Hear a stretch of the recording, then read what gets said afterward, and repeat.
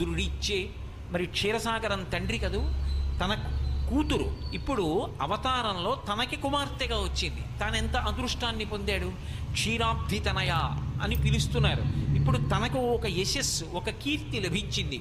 అందుకే ఆవిడ కట్టుకోవలసినటువంటి పచ్చని పట్టుపుట్టాన్ని గబగబా వెళ్ళి ఆ పాల సముద్రం, ఆ క్షీర సముద్రం తీసుకొచ్చి ఆవిడికి సమర్పించింది. కాబట్టి కట్టంగ పచ్చని పట్టుపుట్టపు దోయి ముదితకు తెచ్చి సముద్రుడిచ్చే.